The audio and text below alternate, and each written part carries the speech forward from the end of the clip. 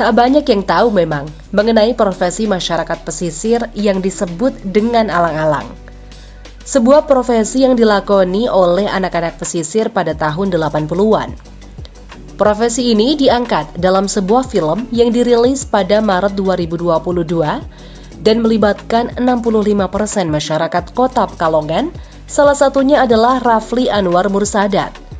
Siapa sangka, remaja yang saat ini baru berusia 17 tahun, pemeran Huda dalam film Alang-Alang besutan sutradara Husnul Hitam dan rumah produksi Aksa Bumi Langit ini meraih penghargaan bergengsi di kancah perfilman Indonesia dalam JEF Indonesia Screen Award 2022 di Yogyakarta. Rafli atau biasa disapa Awang ini berperan sebagai lawan main Putri Ayudhya di film tersebut. Putra daerah Kota Pekalongan ini tidak menyangka memiliki bakat akting di dalam dirinya. Berperan sebagai anak kecil yang bernasib kurang beruntung dan mengalami banyak kekerasan dalam hidup, mampu membawanya meraih penghargaan ini.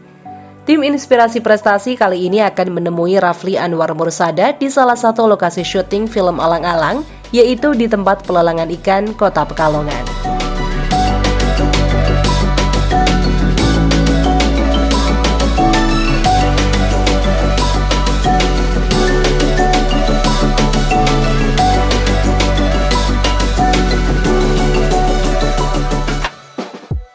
Oke, Rafli, akhirnya kita ketemu di tempat syuting kamu waktu itu ya? Iya. Oke. Ini dia pemirsa Rafli Anwar Mursadat yang berperan sebagai Huda. Iya, Oke, Huda. sebelumnya boleh dong kenalan dulu ke pemirsa. Halo, perkenalkan nama saya Rafli Anwar Mursadat, umur 15 tahun dari Sapuro Kebulen, Jalan Irian, tempat lahir Kota Pekalongan. Wih, keren banget. Aku senang banget bisa ketemu Rafli hari ini untuk ngobrolin pengalaman kamu menjadi salah satu aktor yang ada di film Alang-Alang 2022. Iya. Oke. Rafli, kan ini ada di lokasi syuting kamu nih di TPI, Iya. tempat pelelangan ikan. Berarti kan kalau kita lihat di filmnya itu 90% syutingnya ada di sini ya? Iya, benar. Itu boleh diceritain nggak? Di sini itu kamu melakukan adegan apa aja? Di sini tuh sebenarnya ada banyak, cuman agak kelupaan gitu. Di sini tuh yang sering itu makan di warung, terus berantem, kejar-kejaran sampai nyuri ikan sampai di sini. Oke, nah berarti dari beberapa adegan yang kamu sebutin tadi, yang paling menurut kamu paling susah dilakukan itu yang mana?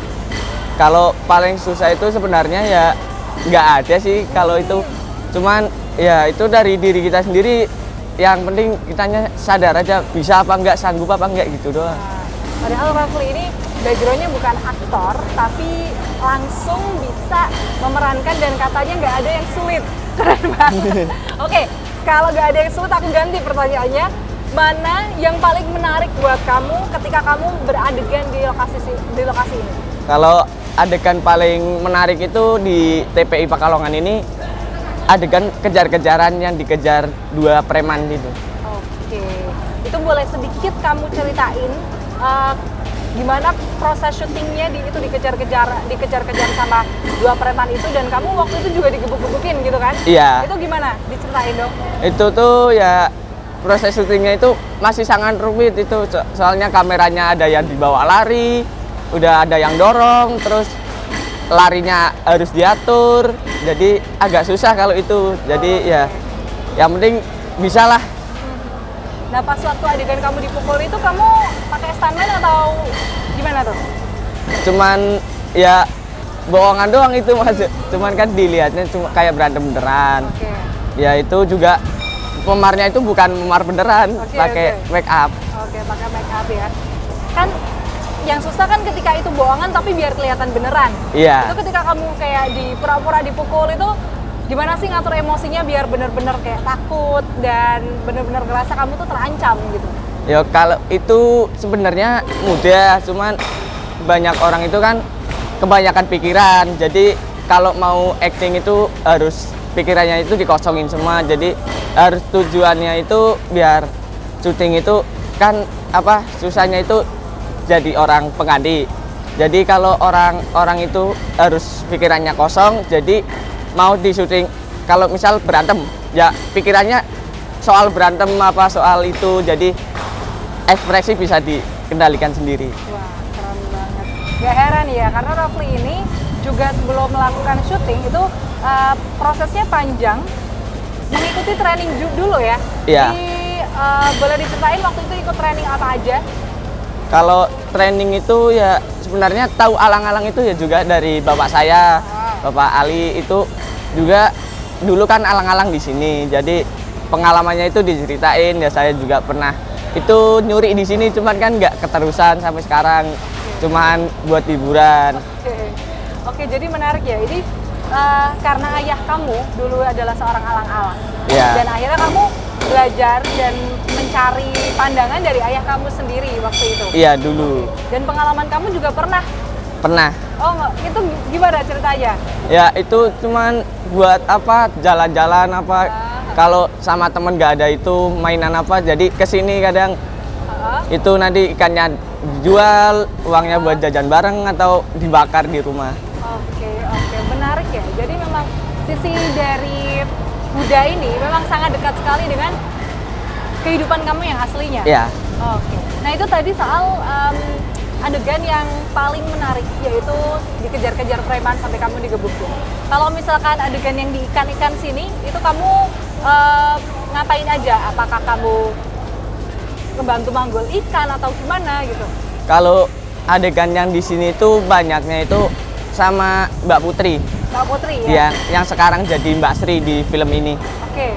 Itu tuh banyaknya ada yang jual ikan, terus naik sepeda bareng. Ya itu sampai jalan-jalan ngobrol bareng di sini sering. Wah, keren banget. Berarti kamu adalah aktor yang paling dekat dengan pemeran utamanya ya? Iya. Putri Ayudhya sebagai Mbak Sri waktu itu. Ceritain sedikit pengalaman bisa ketemu sama Putri Ayudhya, salah satu aktris nasional. Itu gimana perasaannya? Pertama itu masih bingung, soalnya kan nggak tahu kalau film ini, kirain ya film biasa apa. Film itu ternyata kok sampai manggil artis, saya itu ya bingung kok, wah kok ada artisnya. Tapi ya mau bagaimana lagi, udah dipilih, dibiasain aja sampai akrab gitu. Banyak hal nggak yang kamu ambil dari Mbak Putri Ayudhya? Banyak. Apa tuh contohnya? Contohnya itu ya harus itu sabar, jangan itu apa sombong, biar itu walaupun dia jadi artis, terus ya dibilangin biar nggak banyak orang yang itu benci kamu gitu. Oke, wah luar biasa banget pengalamannya Rafli menjadi Huda. Ini bisa langsung belajar dengan aktris nasional Putri Ayudhya. Kalau boleh satu aja nih kalimat, kamu pengen mengucapkan apa buat Mbak Putri Ayudhya selaku partner kamu, berarti ya lawan main kamu di sana? Ya, yang penting Mbak Putri Ayudhya semangat terus, kalau ada film terus ya bismillah bisa ketemu lagi. Amin. Wah, keren banget Rafli. Oke Rafli, habis ini aku pengen ditunjukin sama kamu tempat lokasi syuting yang lainnya. Berarti kan ada di kapal-kapal sebelah sana ya. Oke, kita bakal nanti lihat, karena yang menarik adalah ketika memenangkan JEF Indonesian Screen Award ini, fotonya adalah ketika Rafli keluar dari dari air gitu, dengan muka yang sangat letih, dengan sangat menjiwainya. Jadi saya penasaran sekali di mana tempatnya, dan Rafli ini prosesnya seperti apa ketika menjalankan adegan itu. Jadi jangan kemana-mana, tetap di Inspirasi Prestasi, Inspires You.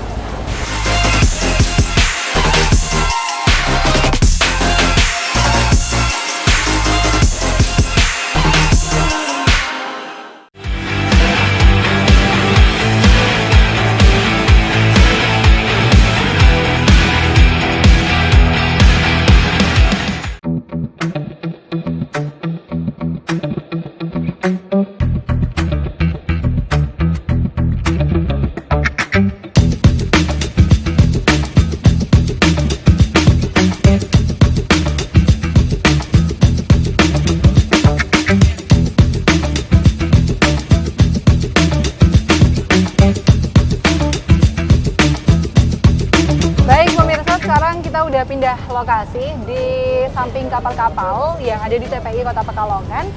Menurut Rafli, ini adalah salah satu tempat lokasi syuting beberapa adegan gitu ya diambil di sini Rafli ya.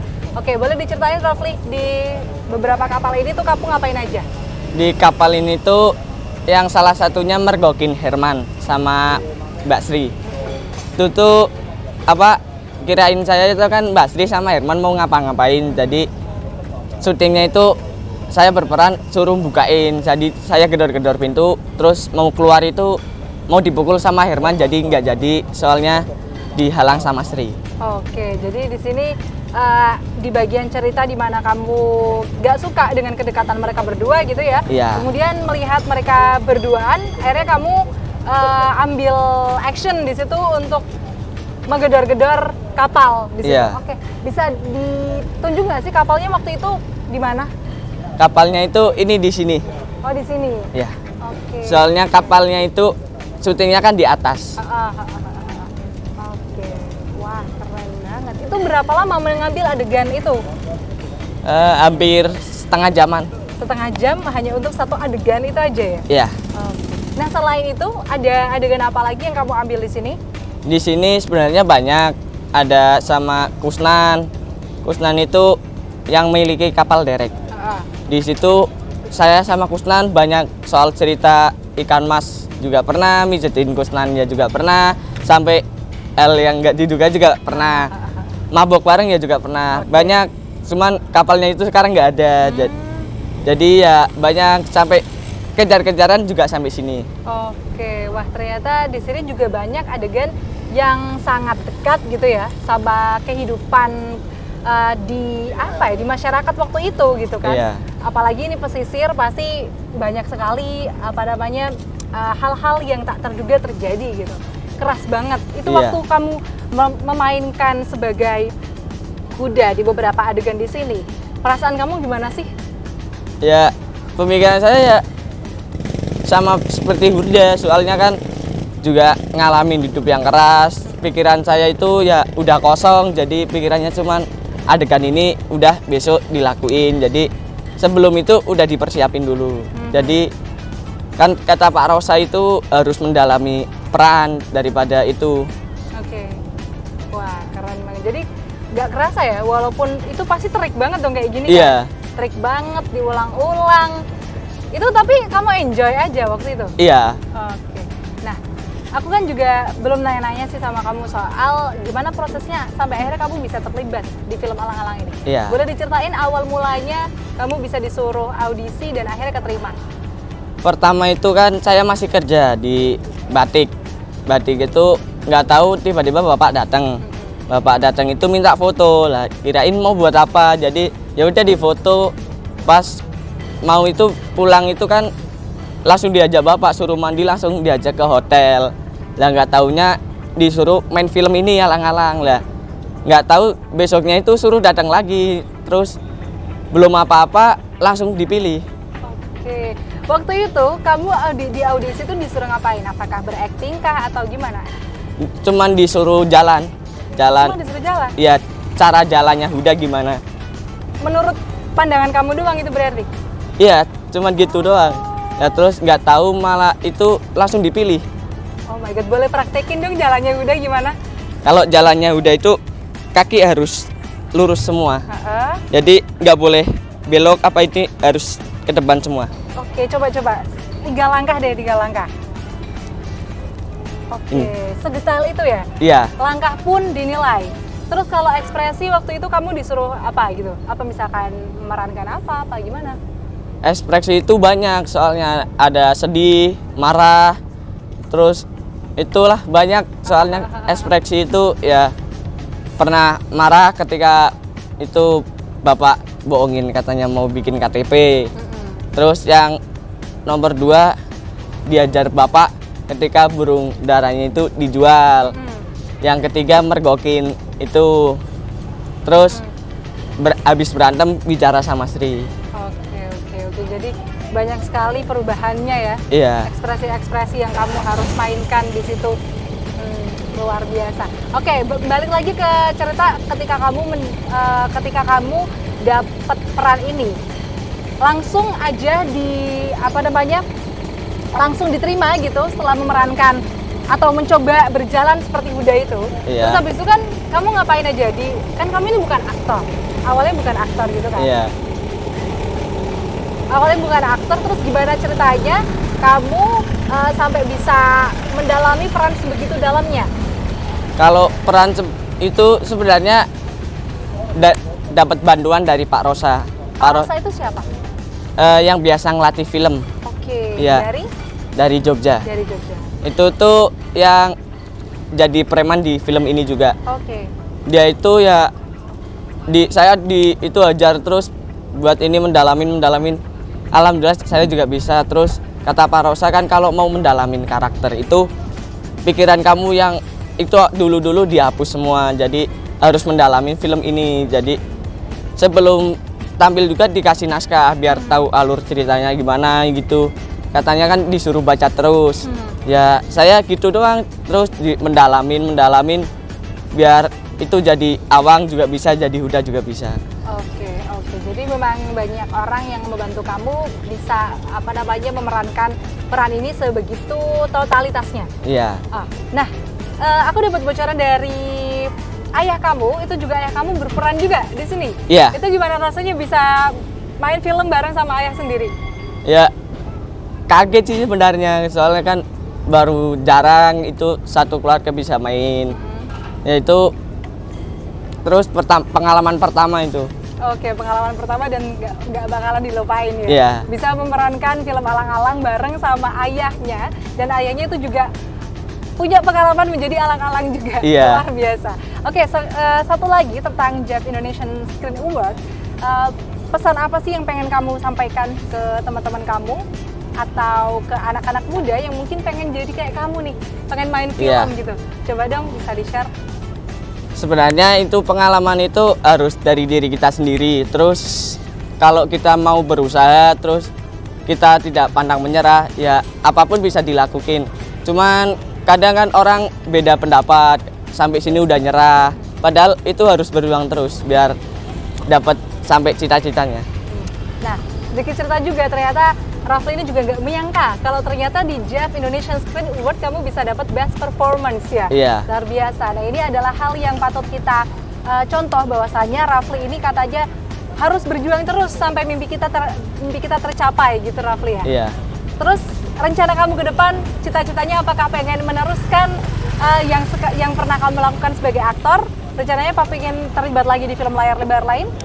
Ya rencananya pinginnya sih gitu, cuman agak susah itu, jadi mau kumpul bareng keluarga dulu, nanti kalau udah ada waktu ya mau. Tapi pokoknya kita tunggu banget kamu bisa main di film yang lain juga, nggak cuma alang-alang, biar Kota Pekalongan ini semakin terangkat di Indonesia gitu ya. Kalau Kota Pekalongan ini juga punya aktor dan aktris berbakat yang bisa masuk ke layar lebar seperti Rafli Mursadat. Oke, terima kasih Rafli. Habis ini aku izin mau ngobrol sama ayah tentang film alang-alang dan gimana pengalamannya ayah juga ngedirect kamu gitu ya. Oke, jadi jangan kemana-mana, tetap di Inspirasi Prestasi, Inspires You.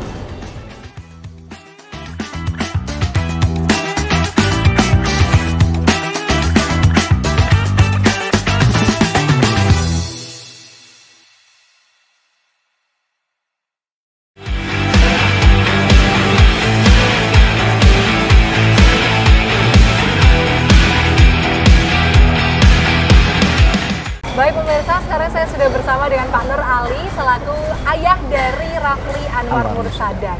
Nah, Pak Ali ini juga merupakan salah satu sineas Kota Pekalongan dan juga terlibat langsung di film alang-alang ini. Tapi sebelum itu, saya mau bertanya, selaku ayah ya Rafli, dan Rafli juga kemarin dapat JAF Indonesian Screen Award sebagai Best Performance, itu bagaimana arahan-arahan Bapak yang Bapak berikan ke Rafli? Sebenarnya nggak harus diarahkan ya. Kalau kita cuma berbagi pengalaman, seorang aktor harus kayak gini, harus kayak gini. Tapi saya nggak menuntut si Awang itu harus seperti yang saya lakukan. Karena ketika dia harus menjadi saya, mungkin dia hasilnya mungkin kurang bagus, mungkin malah lebih buruk mungkin kan. Jadi saya lebih membebaskan. Kamu ekspresi aja, ekspresif. Terserah kamu mau jadi apa, punya pemikiran apa, lahirin aja, nggak usah takut, nggak usah ragu. Dengan begitu dia bisa menjadi satu pribadi yang lain, yang berbeda, dan bahkan mungkin bisa melampaui saya kan. Dan terbukti pada kemarin festival film ASEAN di Jogja itu kemarin dia bisa meraih Best Actor. Oke. Nah, kalau menurut ceritanya Pak Nur Ali sendiri kan katanya Bapak ini juga dulunya sebagai seorang alang-alang. Iya. Gitu ya? Dan ini juga ceritanya sangat dekat sekali dengan kehidupan Bapak. Iya. Gimana perasaan Bapak bisa menjadi salah satu sumber data di film ini? Sebenarnya film ini kayak menceritakan kejadian ketika saya masih usia anak-anak. Jadi Awang itu cuman menjalani aja apa yang udah pernah Bapak lakukan. Kemudian saya menceritakan seorang alang-alang harus kayak gini. Saya berikan konsep-konsep aja. Kemudian dia punya saya ajak juga ke TPI. Dia kecil juga ikut sih sering ke TPI. Di sini banyak teman-teman mantan alang-alang juga yang sekarang udah pada sukses. Kemudian juga dibantu rekan-rekan juga. Kemudian ada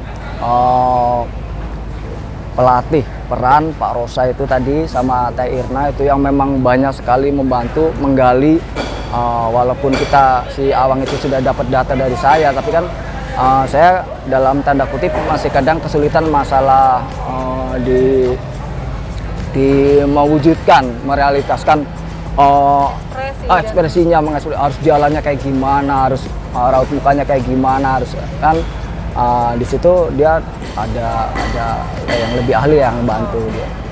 Nah, kalau berbicara mengenai peran Bapak sendiri di film Alang-Alang itu Bapak sebagai apa sih? Kalau aku perannya apa yang kosong di situ. Okay. Misalnya di situ, wah Pali ini ada ini yang nelayan kurang, ya Pali masuk. Oke, nanti ada ini di bagian ini, Pali masuk. Jadi kita bolak-balik di situ. Tapi yang lebih kita lebih di penata bahasa, pelatih bahasa.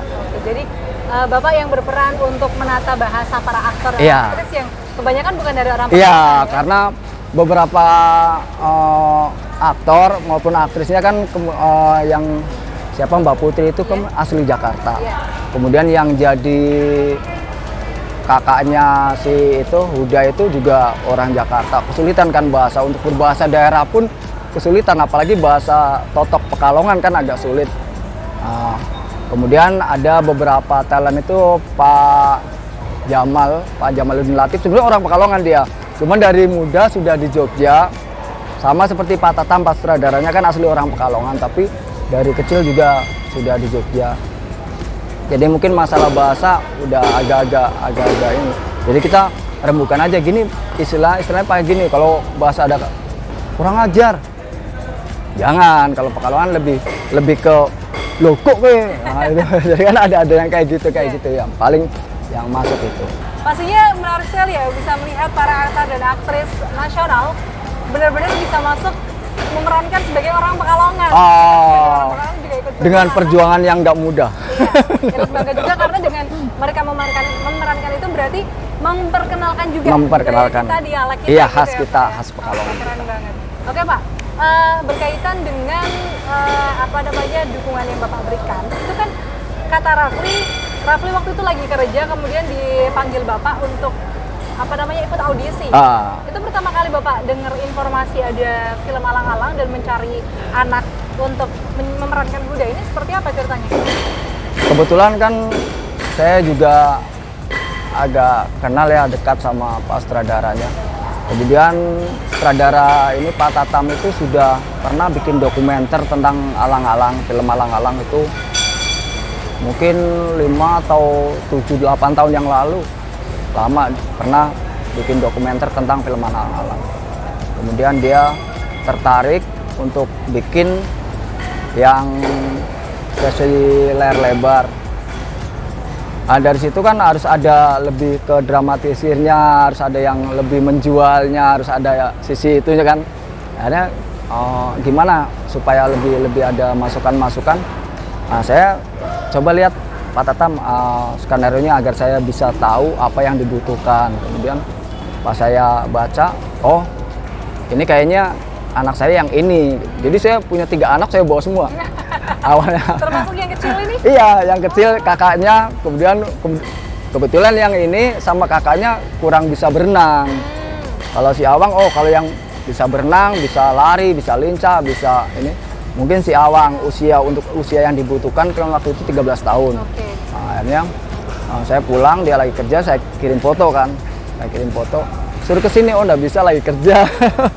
Itu sebenarnya buat kita disiplin juga. Jadi kalau kita ada sesuatu kemudian kita, ayo cabut ya, seolah-olah kita kan nggak disiplin. Dari situ mereka tertarik, oh ini berarti orang disiplin.